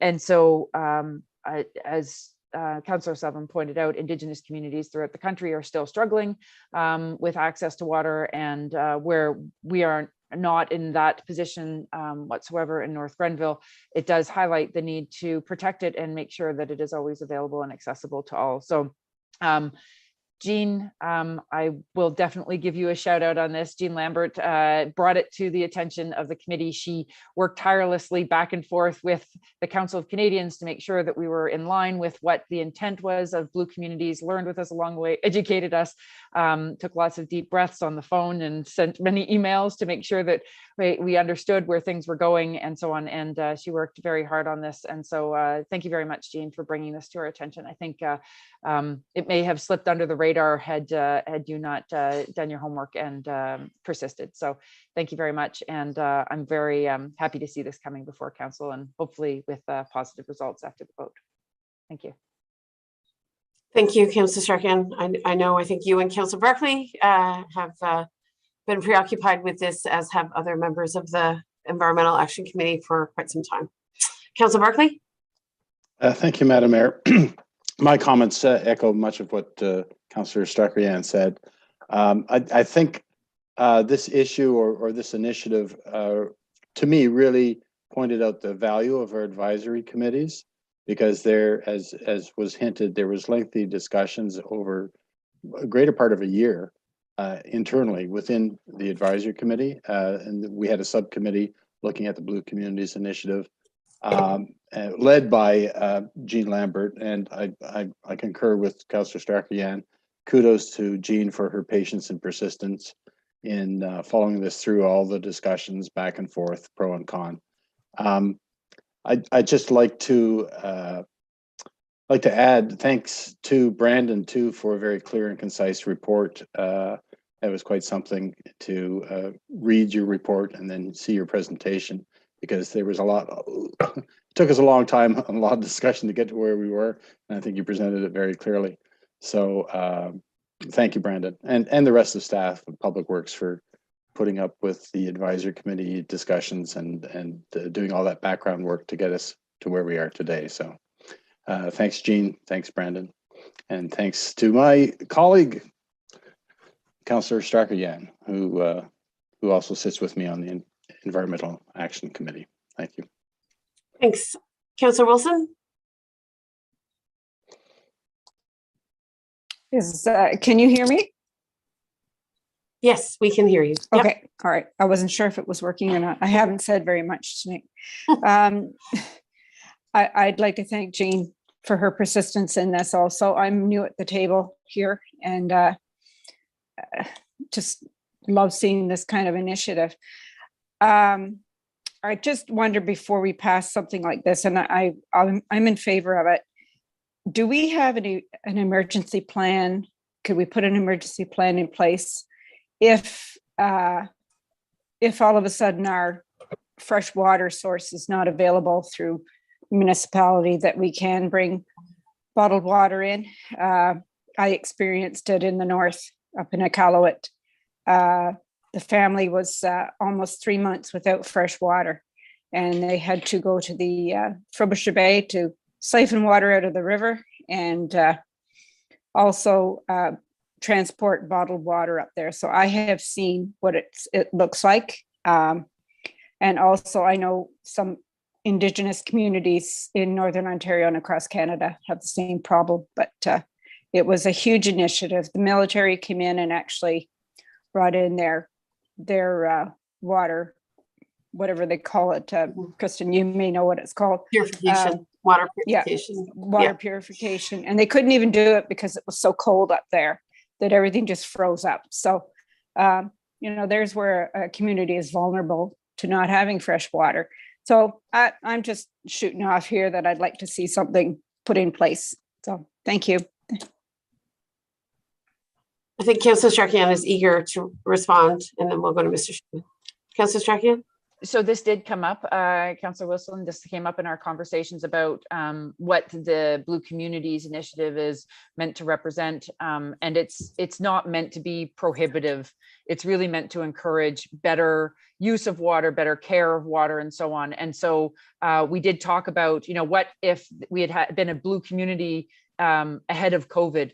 When all sorts of things changed, nobody had access to the water fountains anymore, and so on. And so a lot of things were unusual. And so when we brought this up within our smaller group, as well as with the Council of Canadians representative, and he said, by no means would this be a case where, we would prevent ourselves from doing the right thing, like bringing in the water, in bottled water when an emergency needs. So this, and in and of itself, approving or passing this Blue Communities Initiative would not get in the way of doing just what you requested. So I know that Brandon has the staff take on that, but that was my my interpretation based on the conversations. Mr. Shipman? Good point. Thank you, Madam Mayor. I think Councillor Stracker again hit the nail on the head with that answer.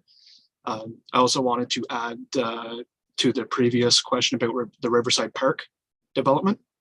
It is going to include a water filling station as a part of that project. Excellent, thanks. Okay, well, I know a lot of hard work went into this, and all I can say is I think it is an opportunity to also highlight the incredible value add of our municipal staff who work diligently every day on our town's ever-growing water system. So I understand, and I saw the reference to Infrastructure Canada and the huge the huge amount of money that is available if you proceed with a public-private partnership in building or expanding on a municipal water system. I think we're extremely pleased here in North Grenville to see that we can do that strictly within sort of the municipal realm and not have to bring in a private sector actor that in fact may at the end of the day cost significantly more, and public-private partnerships can be very good in certain contexts and fairly perilous for others. So to that end, I just want to give a shout out to all those that oversee a very high quality of water, certainly for those who are served, by obviously town water in the municipality. And to the point of water stations, my kids started coming to the municipality largely to play hockey. 4 years ago, we've never bought a bottle of water, not in our lives. We've bought other things, but never a bottle of water. So we're so accustomed, right? The habits were set early to use those water filling stations. The quality of water is better, quite frankly, it tastes better. They get more of it, and you're not relying on a small little bottle. So, I having also experienced Grenville Live, I know there's a lot of value. You actually have access to more and often better water if you can use those water filling stations. And to Councillor O'Sullivan's point, we have had that initial discussion with the international plowing match about introducing water filling stations. They were very open, said they would talk to Grenville Live about what might be achievable. It may not be 100% water filling stations given the size of the property, but I think there's a real appetite to see what can be done. And obviously, I think if we can set a good precedent and give them some great examples of where it's been done before, ultimately, from my perspective, it tends to be a win-win for all involved. Councillor O'Sullivan, anything else to add before we move to the motion? Yes, thank you. When you mentioned, and I don't have the exact wording from this bylaw, but it was excluding Grenville Live or in the international plowing match, or I don't like the wording that would not encourage the IPM to reduce the amount of or restrict bottled water. I mean, maybe we're not in a position to absolutely forbid them from selling bottled water, but I think we should try to encourage them from selling bottled water, and by providing filling stations for people to fill their water bottles. So I'd like to have that a little bit more prescriptive, even if it's not, hard cast in stone that they cannot sell bottled water, but I'd like that we encourage them to provide options to buying bottled water. Okay, I'm going to go to Director Dunlop before going back to Councillor Strachan. Director Dunlop. Thank you very much, Your Worship. And I bet you, Councillor Strachan and I are going to say exactly the same thing. This was an item that was specifically discussed at the committee level. And the intent is that we will promote. We will not outright ban at that type, but we will promote wherever local well or municipal tap water is available. We will promote the ban, or not the outright ban, but we will promote the use of local water, well water, and hopefully eliminate or reduce the number of bottles of water sold at events such as that. Councillor Strachan, anything else to add? just to add to that is that the reason the wording's in there, Councillor Sutherland, is because it came down to a question of what the scope of responsibility was for the municipality, and that we don't have control over the things that we don't control fully. And so that was why Kempville Live and International Plowing Match and events such as that were included in the list. And not to say that we're not going to encourage better use of water and not having plastic water bottles and so on, but really just to say we don't have full control over those ones. And as I mentioned previously to Councillor Wilson's question or comment about bringing in bottled water, is more so to say that all of this Blue Communities initiative is really focused on better use and better sense of what it means to have good, clean water and access to it for all. So I think it's the promotion of those better uses really that is the emphasis, rather than any of the negative that that you're seeing in those words. And I understand what your take is on it, but that's why it came up. So, and I don't have it in front of me right now, but can we encourage the use of filling stations at IPM and Kempville Live? And Kempville Live already does it, so that's not a big issue. Bylaw does not include those. It doesn't name those events. I think that was, within the presentation that Brandon gave. Oh, okay. Yeah, so it was just to clarify the distinction between what's a municipal event and what is. Okay. Jumping back in. Okay, great. Thank you very much. And I expect it's all about best practices and pointing to success stories. And we can see that Kempville Live has done it beautifully, and would expect that they can sort of share the good news about the how and the costs and the benefits associated with that. So, okay, well, again, I think Ms. Lambert has her efforts have been recognized alongside others. I know this was a project of a couple of years for the Environmental Action Committee. So salute all of them for their efforts and what seems to be very productive dialogue with senior staff. And I see Ms. Lambert is here. Ms. Lambert, you're good? Anything else you want to add since you're on the screen? No? No, I'm good. Thank you. It's great. Okay. So Council, I'm going to read the recommendation this evening. Just looking at how long it is. Okay, so I won't read it all. I think it's in front of you, but I will go to the, what can I do here? I feel like to do justice to the effort, we should read it. So whereas the municipality of North Grenville recognizes water as a human right, which entitles everyone to sufficient, safe, accessible water for personal domestic use. Whereas the municipality recognizes that access to clean, safe water is essential to human activity that must be governed by principles allowing for reasonable use, equal distribution, and responsible treatment for current and future generations. Be it resolved that the municipality shall commit to protecting water in the public interest by promoting public financing, ownership, and operation of municipal water and wastewater treatment systems, as is the case right now, as we all know. And be it further resolved that the municipality shall support the provision and promotion of local well or municipal tap water and ban the sale of bottled water from vending machines where potable water is available at facilities that are operated by the municipal, it says municipal forces. And be it further resolved that the municipality shall refrain from shutting off water and wastewater services in any residence where residents have an inability to pay their bill. And to that end, I think more information might be coming on how we already do that and how we may improve upon those processes. Mover and seconder, Councillor Strachan and Barkley, do you want to take this one? Okay, sounds good. Any final comments or questions? Councillor Strachan? I would like to say that the timing of this is fantastic. Earth Day is Friday. Sustainability Fair is on Saturday. Shameless plug. However, I know that the folks at the Sustainability Fair and the team that's working behind that is very keen to see this supported by the municipality, and it means a great deal to many people. So thank you. All right. And I expect we will see not a single bottle of water at that event.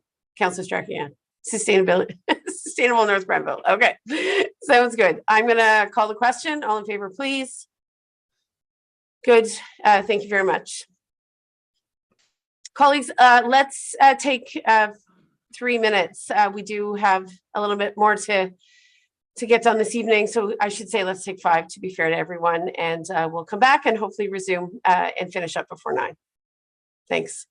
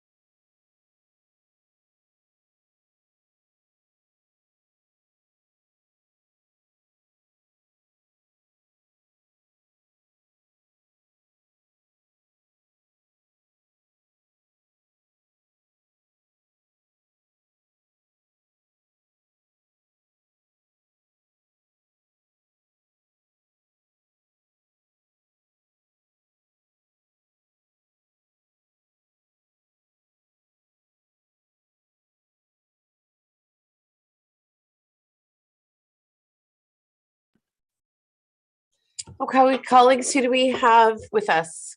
Is everyone back, more or less? I'm here, Doreen. Okay, I'm just munching. okay. I'm here as well. Okay. All right, so I'll just, before getting everyone to turn on their cameras, I'm just going to refresh our memories here. We're going to hear from, I think, Chief Oakham on Emergency Preparedness Week, speak briefly to the termination of emergency, which was lifted this morning after a meeting of the emergency group. And I was present for that, so I can provide more context. And then finally, there's the appointment of livestock valuers for the municipality of North Grenville. I'm not sure if that's a first, but I understand, given new provincial legislation, it is something that we need to do. So, council colleagues, hoping we can get through that very quickly. If you don't mind, I'll call the meeting back to order, even if you're catching a quick snack. And I think we're welcoming Chief Oakham for Emergency Preparedness Week. Welcome, Chief Oakham. Thank you so much, Mayor Peckford. Good evening to you and council. So the presentation on Emergency Preparedness Week, I'm sure, is coming up here. Actually, that was on the consent agenda. I'm not sure if we're going to present that this evening. We're going to the termination of emergency first. Okay. All right. For the termination of emergency, the report that's before council this evening is for information purposes. The Municipality of North Grenville has terminated its long-standing declaration of emergency due to the COVID-19 pandemic. Next slide, please. In late 2019, an infectious disease, as we know, called coronavirus or COVID-19, caused respiratory illness and was identified as coronavirus or COVID-19.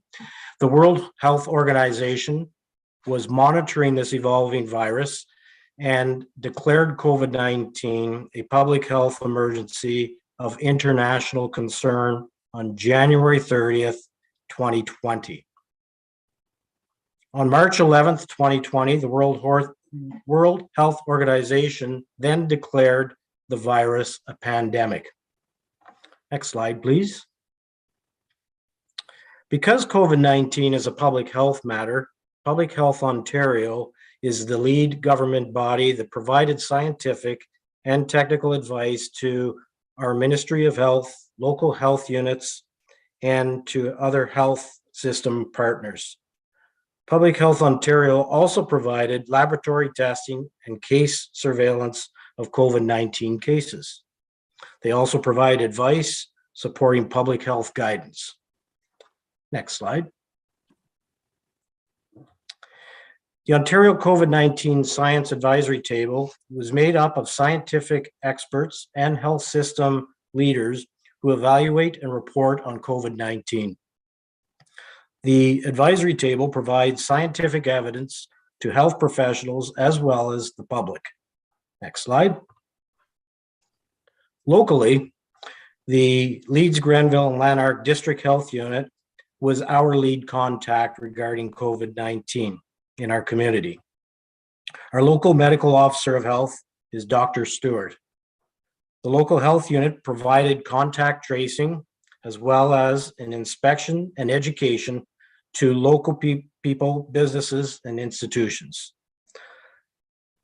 The local health unit also provided vaccination clinics that which were operated by the health unit and their staff. Next slide.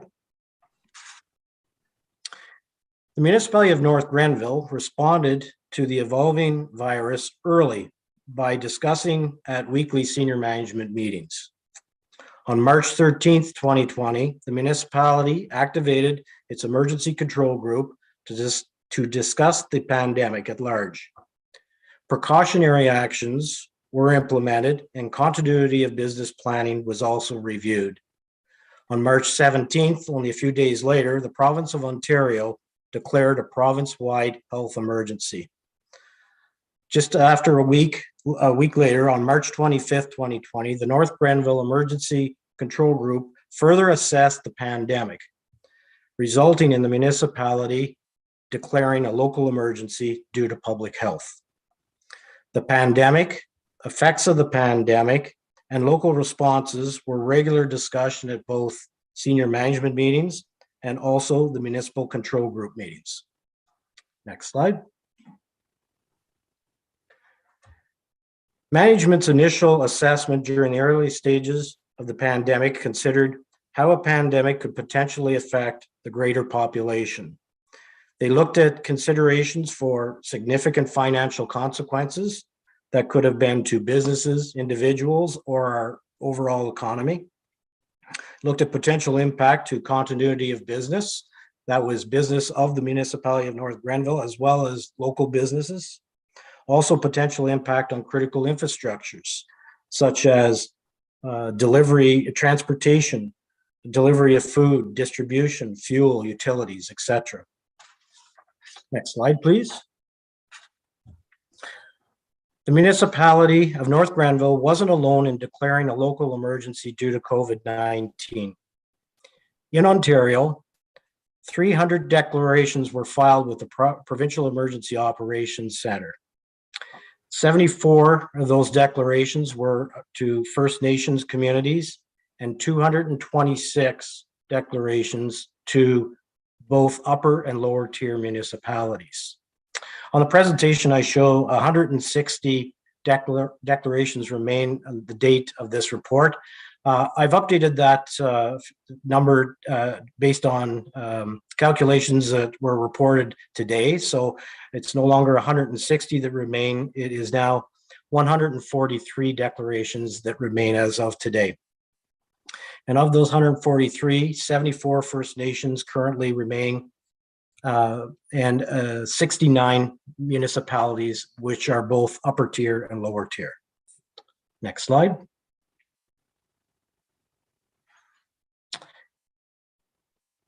After 2 years of COVID-19, in January of this year, the Ontario government reported signs of stabilization. The government credited the efforts of Ontarians receiving booster doses. Ontario began to cautiously ease public health measures by lifting capacity limits. General masking requirements were lifted, and passive screening is no longer required to enter businesses. Next slide. The municipality of North Grenville Control Group met to discuss COVID-19 status both locally and abroad. It was recommended that the municipality of North Grenville terminate its declaration of emergency for the health emergency. On April 19th, today, Mayor Peckford signed the termination of emergency for the entire municipality of North Grenville, and it has been filed with the Solicitor General's office through the Provincial Emergency Operations Centre. North Grenville was under a declaration of emergency for 755 days. Next slide. And that's the end of the presentation, and I'd be happy to answer any questions if there are any. Thank you, Chief Oakham, and thank you for your clarifying comments at the beginning that we did adopt through the consent agenda, the declaration of Emergency Preparedness Week. So this, your presentation focused solely on the lifting of the emergency order. I think I'd only add, Chief Oakham, that the recommendation from staff this morning was unanimous, and that there was no director or other relevant senior staff person who felt that the emergency order needed to stay in effect. The United Counties of Leeds and Grenville, in fact, lifted their order a number of weeks ago, if not months. So the reality is in Eastern Ontario, as I understand it, the majority of municipalities have now lifted their orders. And there didn't seem to be a need at this stage to continue ours, given the confidence staff is expressing and that I certainly have in the tools that are currently available at our disposal. Questions, colleagues, on this? If there are none, this was an information report, and I think we'll ask for a recommendation. Not a recommendation, but an acknowledgement of receipt of the report entitled Termination of Emergency for Information Purposes. Can someone please move? Councillor Sullivan, a seconder, please. Councillor Barkley, thanks. Any further questions before I call the vote on this one, colleagues?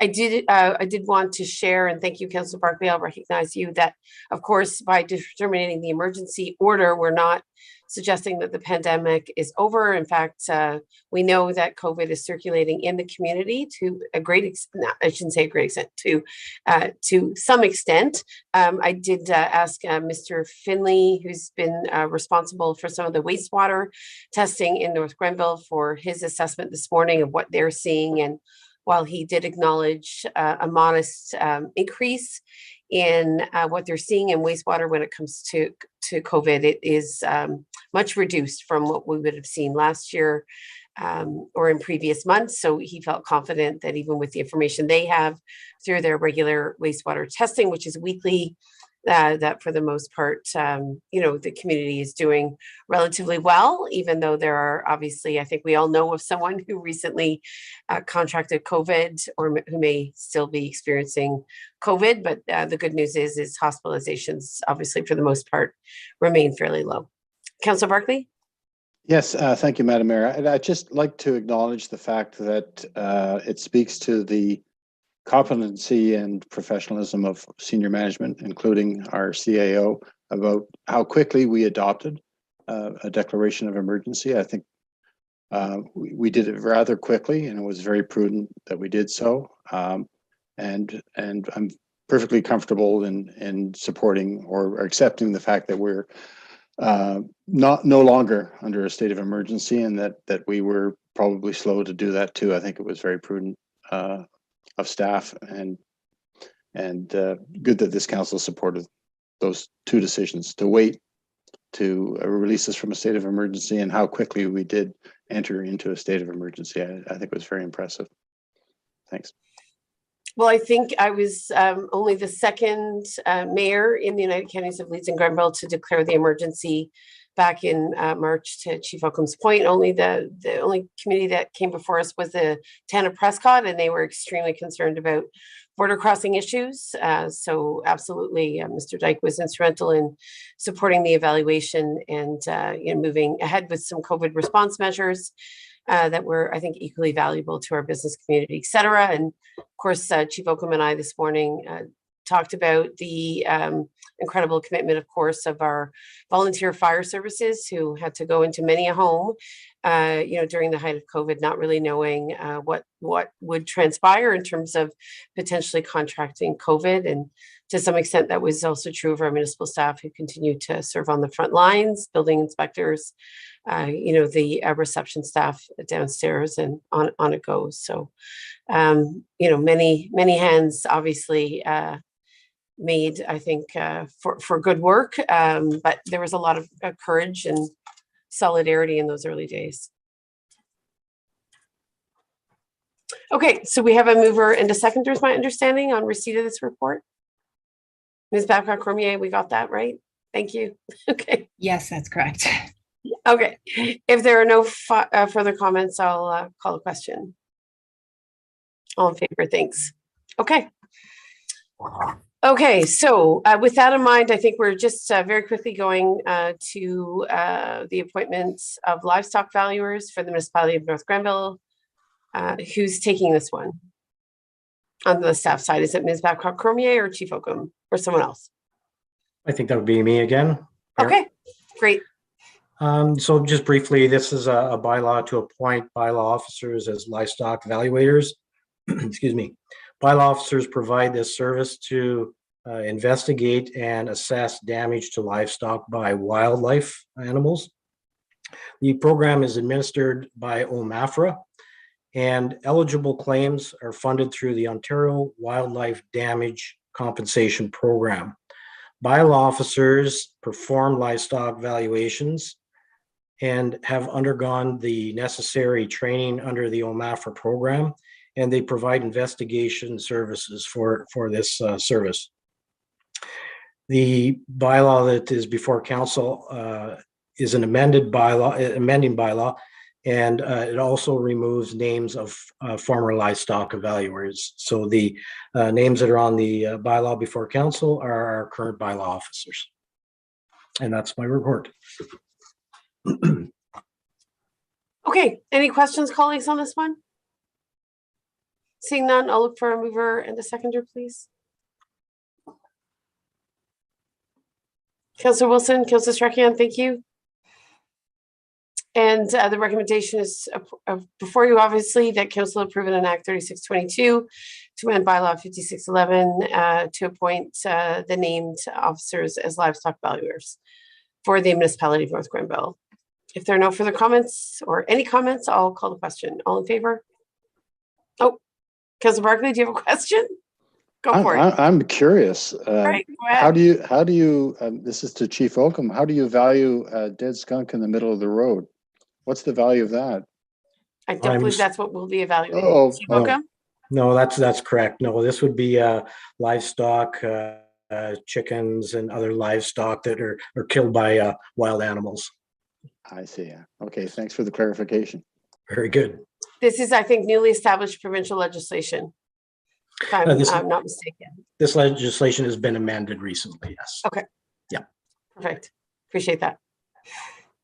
And is there a grid or a guiding document for how that livestock is evaluated? So the officers do have to undertake a general training course of how to evaluate. So they have certain protocols, they have certain reports that they must complete in their evaluation, their assessment, and they have to supply photographs, and all that is forwarded through to OMAFRA for their final claim evaluation. Okay, appreciate that. All right, colleagues, if there is nothing further, not to be too preemptive, I see no other hands, I'll call the vote. All in favor, please. Good, thank you. So thank you, Chief Oakham. If I didn't acknowledge you properly for your efforts around the pandemic, also our significant appreciation for all of your work to keep the municipality engaged, prepared, ready when it came to all facets of the pandemic. So thanks for your work. All right, we'll move on. I believe all other bylaws under the bylaw provisions have been addressed. I see other business and notice of motions. Any other business, Ms. Backwell-Cormier, for this evening? No? No, there isn't, Your Worship. Okay, notice of motion. Colleagues, any notices of motion? Seeing none this evening. We've just dealt with the bylaw section. Ms. Backwell-Cormier, no bylaws to further consider this evening. Is that correct? That's correct, Your Worship. Okay. And then, of course, we'll go to period for questions from members of our community or the media. Any questions, Ms. Backwell-Cormier, via email? No, Your Worship, I can confirm there hasn't been. There were some letters of support with respect to blue communities, but those have been circulated separately. Indeed. And those were noted, and I did actually read them during the presentation. So thank those residents for reaching out and expressing their support. There are no members of the media with us this evening. Of course, we continue to meet virtually, so maybe we'll see some of them back once we resume to in person. But without benefit of any questions then from the media or public, we'll go to close of meeting, confirmation bylaw, and this is that bylaw 3922 to confirm the proceedings of council and its regular meeting held on April 19th, 2022 be adopted and passed. I'll look for a mover and a seconder, please. Councillor Sullivan, I need a seconder. Councillor Strachian, thank you. I'll call the question on that. All in favor, please. Good, and we'll look to a motion to adjourn. Councillor Barkley, Councillor Wilson, do you want to bring us to adjournment? Non-debatable motion, 8:55 p.m. Motion to adjourn, all in favor. Before I do that, I have been getting regular updates on the Kempville 73s. They are now a tie game in the second period. If they win tonight, they'll be coming back to Kempville for an additional playoff game Thursday at 7:30. And I think many residents in the community have been following their playoff journey. And I think we hope to see to see them back in the Municipal Center on Thursday. So let's cross our fingers. They carry this game. If they don't win this one, we will not see them back on Thursday. So we're very hopeful, and I have some fans who have been messaging me to let me know how things are going. So good luck, Kimball 73s. Bring it home. All right, all in favor on the motion to adjourn? Good. Thank you, colleagues. Thank you, staff. A little longer perhaps than expected, but there it is. Have a good evening. Take care. Good night, everyone.